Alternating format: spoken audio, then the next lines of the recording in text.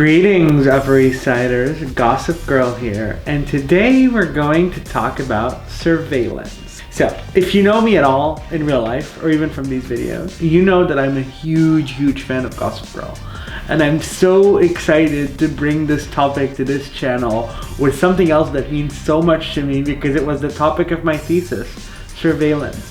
Now, the original Gossip Girl was really my first taste into that projection of extreme wealth and drama and that sort of destructive teenage behavior. I think part of the marketing of the first season was like the show your parents warned you about. And I remember watching this, I'm pretty sure it was like an analysis video where they talked about how they weaponized the negative critiques they got like from reviewers or parent groups being like, this is a terrible show promoting immorality or whatever, into this whole scandal.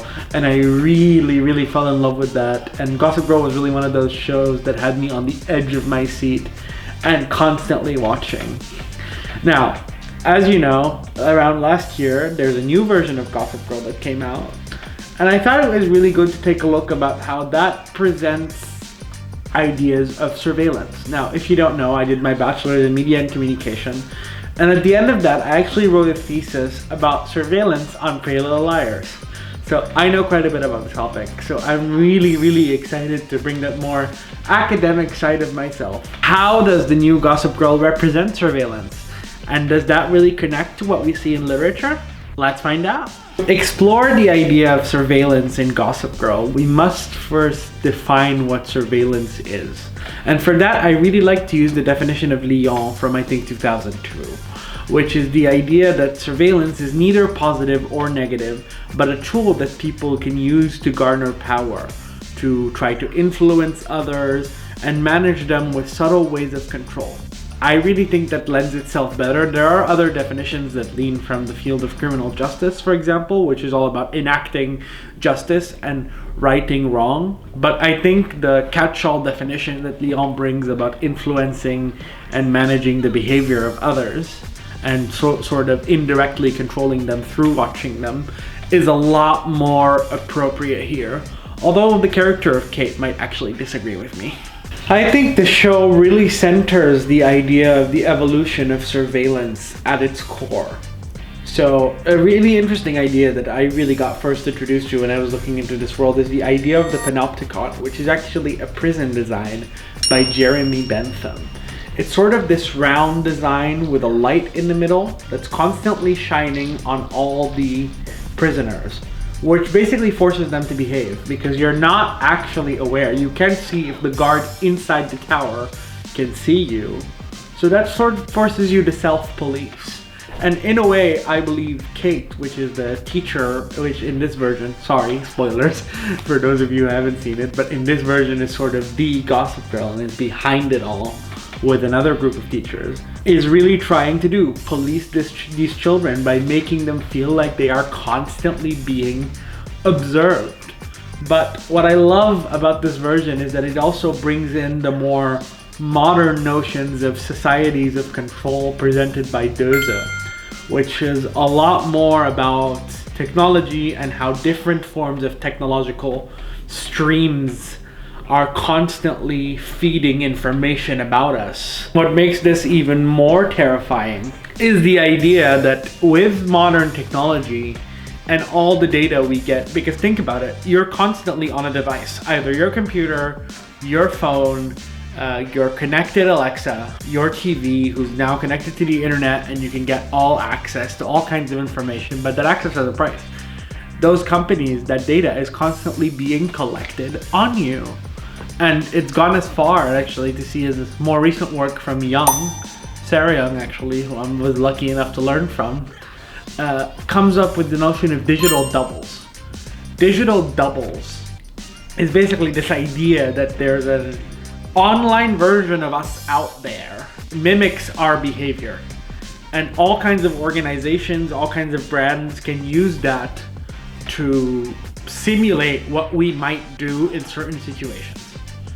And I don't know about you, but that sounds like some futuristic crazy shit. I didn't realize we were there yet. But yeah, it's really good that modern media is bringing in those different notions and ideas, but diving deeper into what the characters try to do.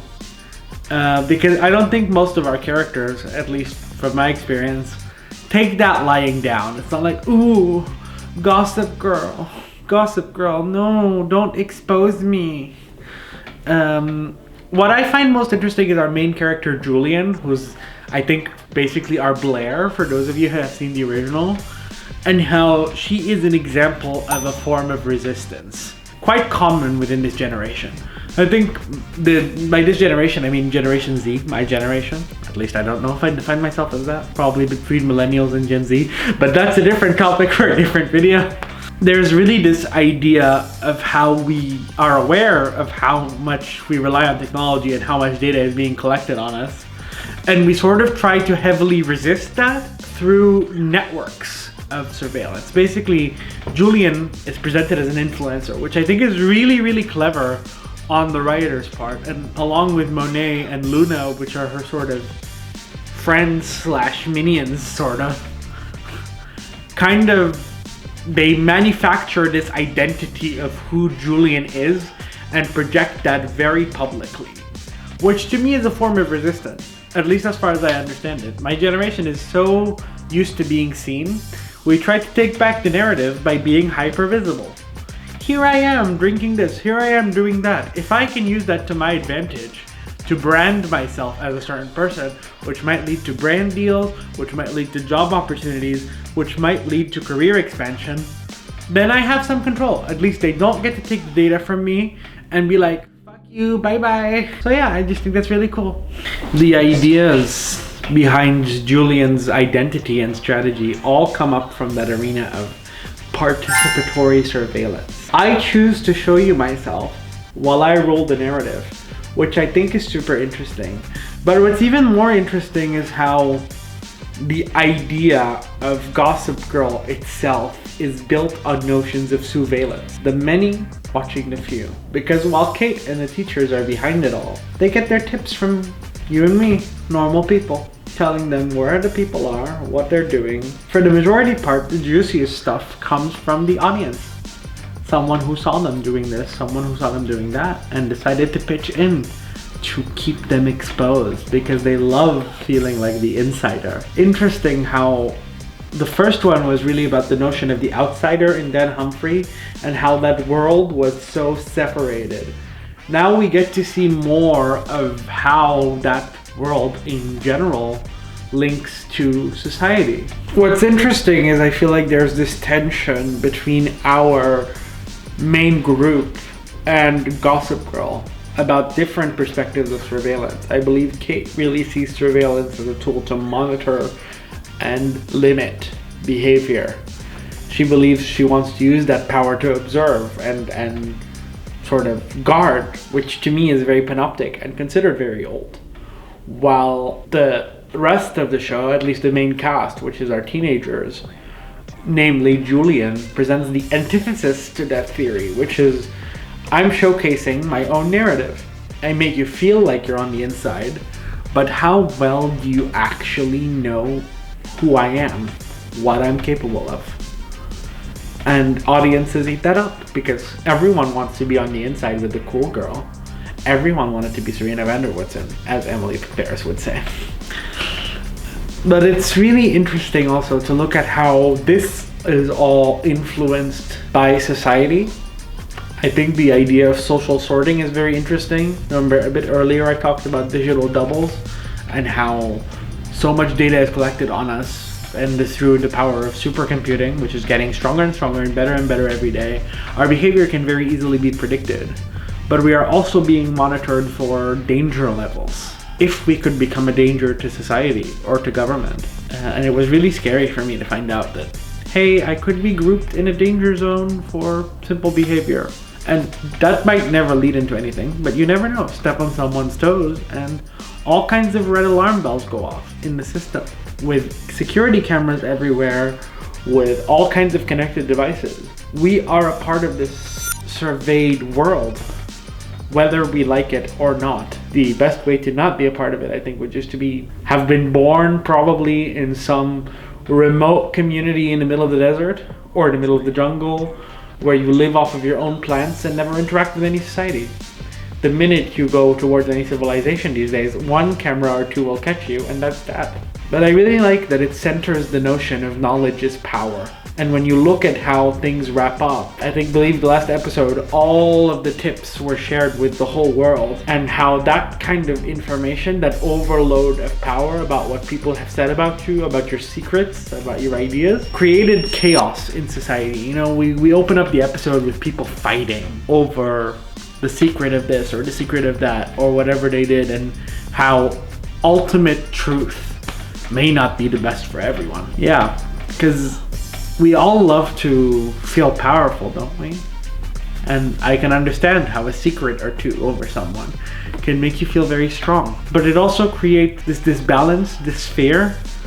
And I loved how by the end of it, Julian was like, okay, I'll play the game with you, Gossip Girl. I will tell you everything I know, but not all of it will be true. Which seemed very appropriate of her identity. She's playing the same game. She's showcasing a certain part of her life and her vision to protect her friends, which I felt was quite powerful.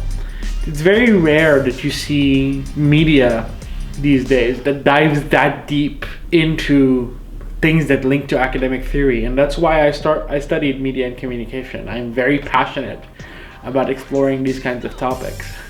So if you're super interested in hearing more of these more theory-heavy videos, please let me know. And if you like lighter fare, I believe you can find one of my videos on Emily in Paris. They should both be out now, I believe, if I'm doing my math right. If not, you'll get another one very soon. But I'm pretty sure you can find the one on how Dutch people are represented, right? Here, here, here, think there. See you there.